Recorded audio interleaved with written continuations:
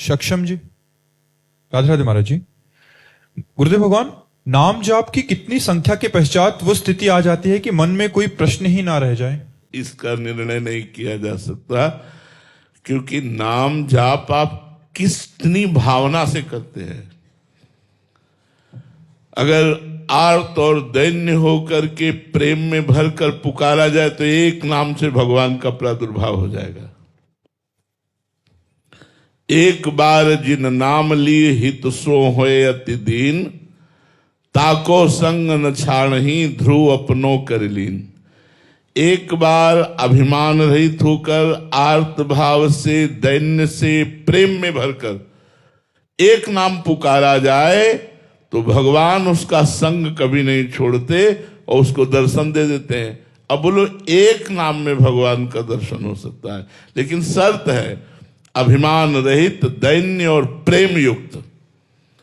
अब ये अभिमान रहित होना, दैन्यता आना, प्रेम युक्त होना कितना समय लगेगा, अब ये तो भगवान जाने। इसीलिए हम कितने समय में सारी कामनाओं को शांत करके भगवान के चरणों में बढ़ते हैं, इसमें हमारी लगन काम करेगी। इसमें संख्या नहीं काम करेगी, इसमें लगन काम करेगी।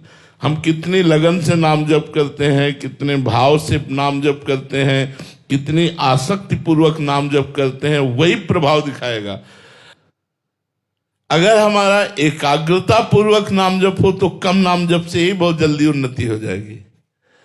एकाग्रता, नाम का दर्शन करते हुए, नाम का श्रवण करते हुए, नाम में आसक्ति रखते हुए। तो भाई ये तो बोला नहीं जा सकता कि इतने नाम जप करो भगवान मिल जाएंगे, इतना नाम जप करो तो शांति आ जाएगी।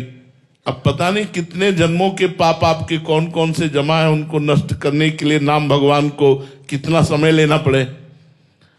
तो इसलिए ये भगवान के ऊपर छोड़ करके अपने को निश्चिंत होकर नाम जप करना चाहिए।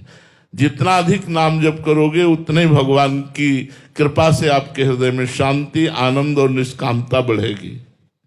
दशरथ जी, महाराष्ट्र से। राधे राधे महाराज जी। महाराज जी, सूक्ष्म शरीर, कारण शरीर एवं स्थूल शरीर परस्पर एक दूसरे से विपरीत आचरण क्यों करते हैं? अंदर कुछ सोच रहे हैं, बाहर आचरण में ऐसा भाव शायद है महाराज जी। नहीं, ऐसा हो ही नहीं सकता, ऐसा नहीं हो सकता।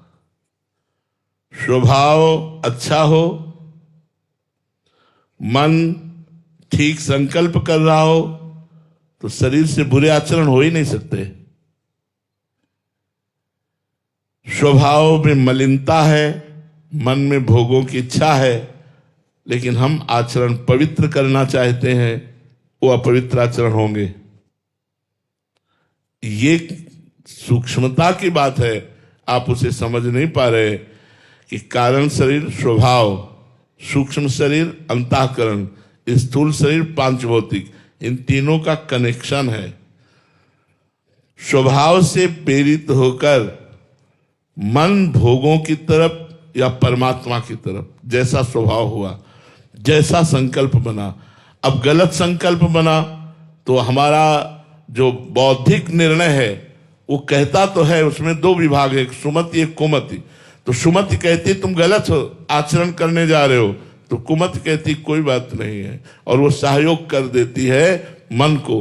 और जहां मन को सहयोग हुआ तभी शरीर में हलचल होती है।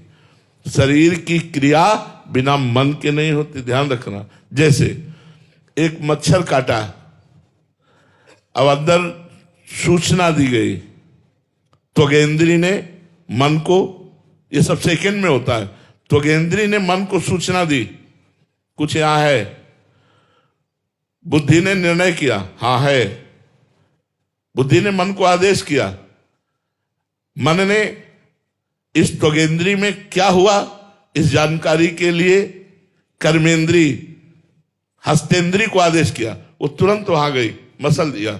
मसलते समय त्वगेंद्री के स्पर्श से अनुभव हुआ अच्छा मच्छर था। तो त्वगेंद्री में, हस्तेंद्री में, स्थूल शरीर में जो क्रिया हुई उसका कारण क्या था? सूक्ष्म शरीर। सूक्ष्म शरीर में जो क्रिया हुई उस स्वभाव के अंतर्गत हुई।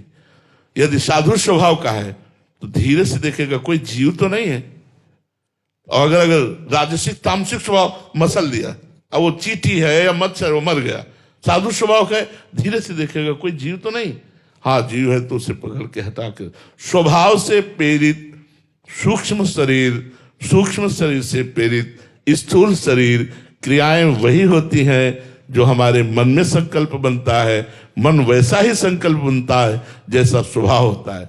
इसलिए ये बात आप कैसे सिद्ध कर सकते हैं कि तीनों में विपरीत कार्य हो रहे हैं? महाराज जी, ऐसा भाव हो सकता है कि अंदर से हम भक्ति मार्ग पे नहीं चल रहे, पर बाहर दिखावा कर रहे हैं, बट अंदर का वो तो पाखंड है, वो पाखंड है, तो उसकी बुद्धि अशुद्ध है, उसका स्वभाव अशुद्ध है, तीनों के कारण वो पाखंड को स्वीकार किए हुए।